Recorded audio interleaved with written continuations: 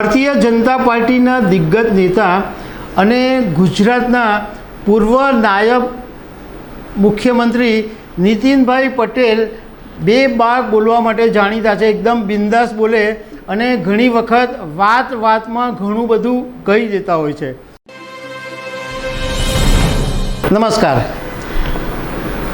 દર્શક મિત્રો, ભારતીય જનતા પાર્ટીના દિગ્ગજ નેતા અને ગુજરાતના પૂર્વ નાયબ મુખ્યમંત્રી નીતિનભાઈ પટેલ બે બાગ બોલવા માટે જાણીતા છે। એકદમ બિંદાસ બોલે અને ઘણી વખત વાતમાં ઘણું બધું કહી દેતા હોય છે।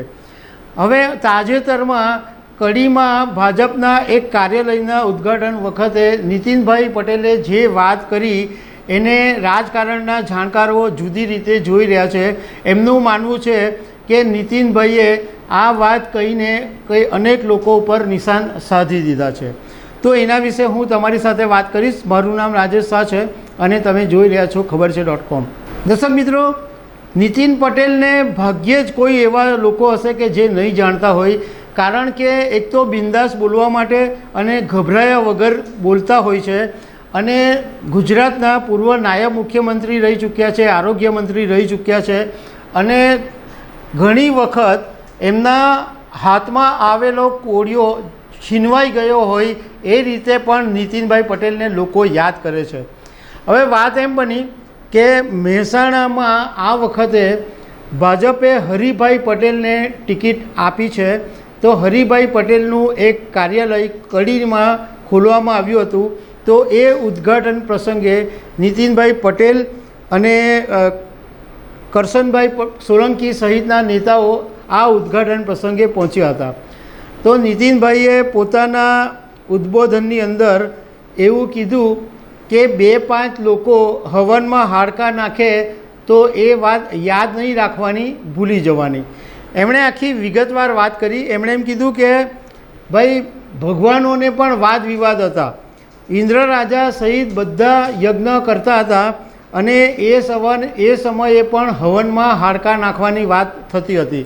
તો 2-5 લોકો એવા હોય છે કે જે હવનમાં હાડકાં નાખવાનું કામ કરતા હોય છે, પરંતુ આવા સમયે આપણે બધું જ ભૂલી જવાનું અને એક સાથે ભેગા મળીને કામ કરવાનું છે।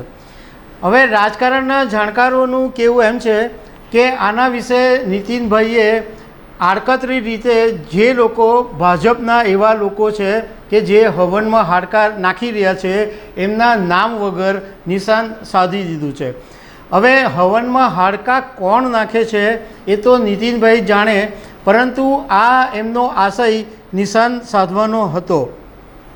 સાથે સાથે નીતિનભાઈએ એમ કીધું કે ભાઈ, હું હોઉં, કરશનભાઈ કે વિનોદભાઈ, અમે હોઈએ કે નહીં હોઈએ પણ કડી કાયમી રહેવાનું છે, કડી આજીવન રહેવાનું છે।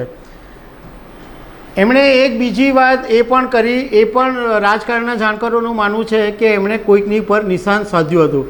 એમણે એમ કીધું કે હું 20 વર્ષ મંત્રી રહ્યો, પરંતુ ગાંધીનગરના બંગલે હું માંડ 10 દિવસ રોકાતો હતો।